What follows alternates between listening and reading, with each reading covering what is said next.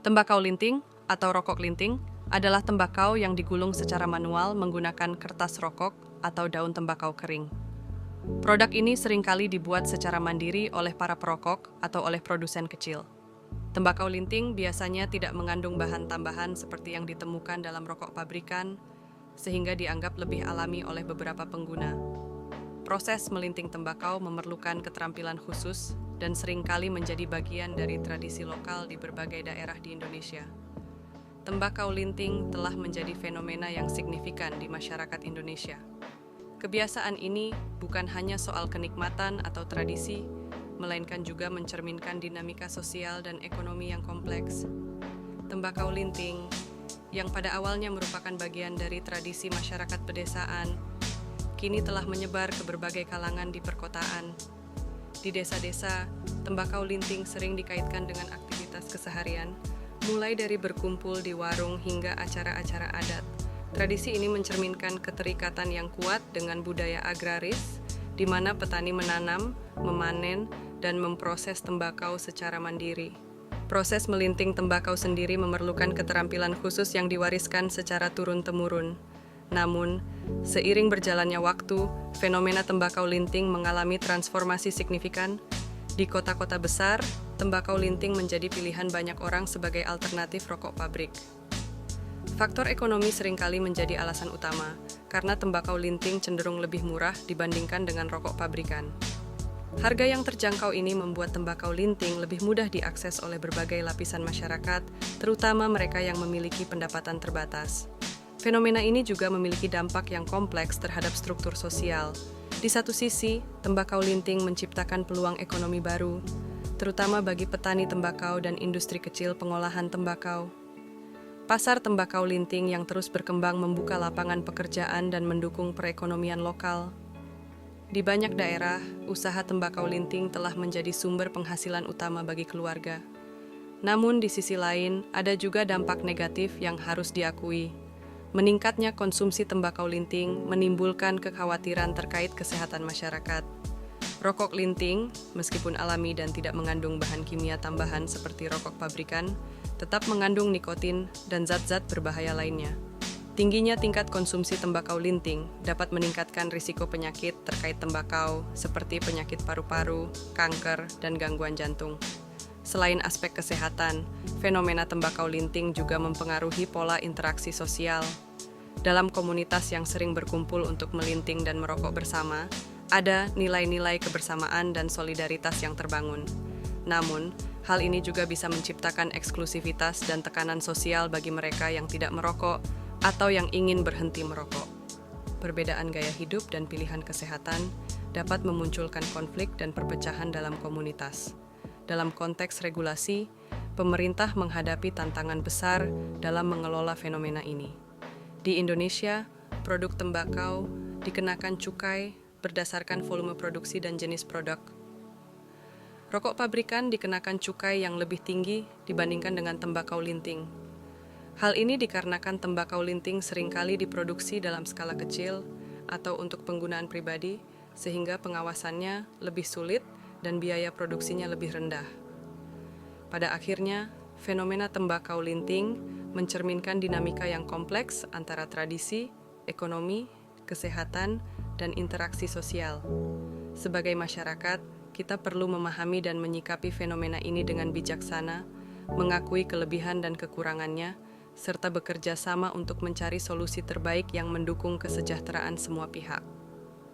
Perubahan sosial yang ditimbulkan oleh tembakau linting bukanlah sesuatu yang statis, melainkan terus berkembang seiring dengan perubahan zaman dan kebutuhan masyarakat.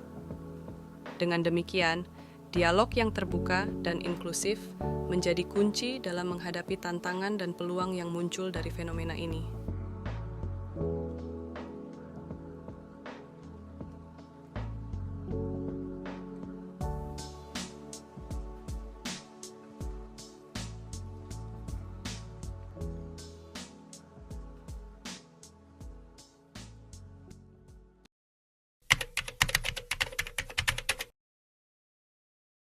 Banyak sih, mungkin bisa hampir 20 varian rasa. Yang paling laris di sini apa, Kak? Yang paling laris ada tembakau surya, sampurna, hampir sama sih sama rokok pabrikan.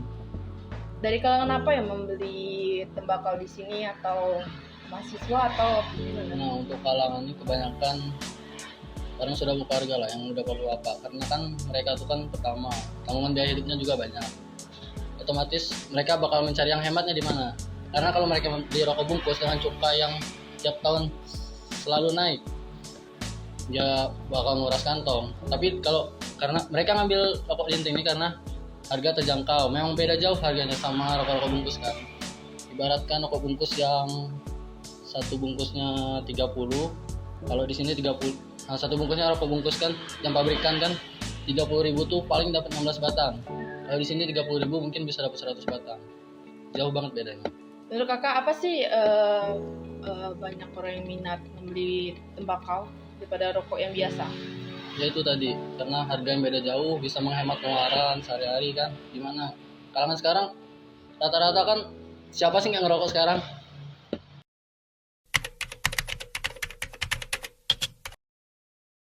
Baik, alasan gua mengkonsumsi tembakau linting ialah yaitu murah meriah dan sangat worth it lah untuk kantong-kantong seperti saya yang mahasiswa ya. Terima kasih. Baik, menurut saya rokok linting ini lebih nikmat dan lebih banyak varian rasa sih, dan harganya lebih merakyat untuk mahasiswa, terutamanya mahasiswa sih. Mungkin itu saja sih mungkin. Dalam konteks hukum, tidak ada dasar hukum khusus mengenai tembakau linting. Tetapi terdapat RUU Kesehatan, menjadi undang-undang yang mengatur terkait bahwa produk tembakau yang menimbulkan kerugian termasuk sebagai zat adiktif. Pasal 149 ayat 1 RUU ini menyatakan, produksi, peredaran, dan penggunaan zat adiktif diarahkan agar tidak mengganggu dan membahayakan kesehatan perseorangan, keluarga, masyarakat, dan lingkungan. Zat adiktif sebagaimana dimaksud pada ayat 1, termasuk semua produk tembakau yang penggunaannya dapat menimbulkan kerugian bagi dirinya dan atau masyarakat, berdasarkan bunyi pasal 149 ayat 2 RUU Kesehatan. Regulasi ini bertujuan untuk mengawasi dan mengontrol produksi serta distribusi tembakau linting agar sesuai dengan standar kesehatan dan keamanan yang ditetapkan. Dalam implementasinya, pemerintah juga mengeluarkan Peraturan Menteri Kesehatan terkait peringatan kesehatan pada kemasan tembakau linting.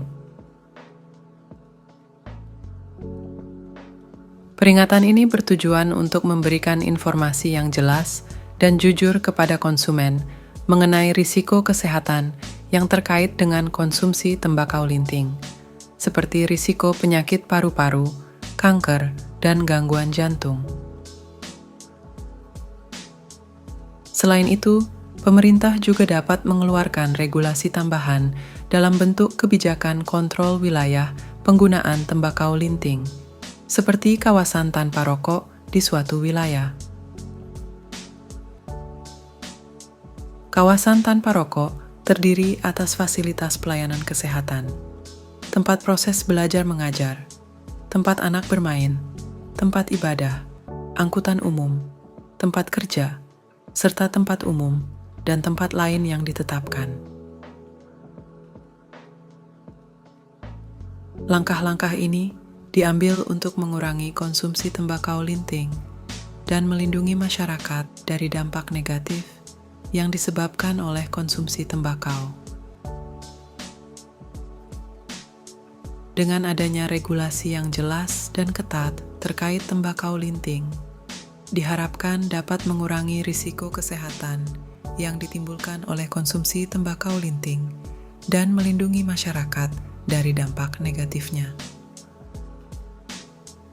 Selain itu, regulasi juga dapat membantu mengatur industri tembakau linting secara lebih terstruktur dan memastikan kepatuhan terhadap standar kesehatan dan keamanan yang berlaku. Dalam menjalankan usaha tembakau linting, Perizinan usaha merupakan hal yang sangat penting untuk memastikan keberlangsungan dan legalitas operasional. Untuk memulai usaha tembakau linting, pengusaha perlu memperoleh izin usaha dari instansi yang berwenang, seperti Dinas Perindustrian dan Perdagangan setempat. Izin usaha ini mencakup izin operasional untuk memproduksi, mengolah, dan memasarkan tembakau linting. Pengusaha tembakau linting juga perlu mendapatkan izin lingkungan dari Badan Lingkungan Hidup setempat. Izin ini diperlukan untuk memastikan bahwa usaha tembakau linting tidak merusak lingkungan sekitar dan memenuhi standar kebersihan lingkungan yang ditetapkan. Selain itu, pengusaha tembakau linting juga harus memperoleh izin produksi dari Badan Pengawas Obat dan Makanan (BPOM) atau instansi terkait.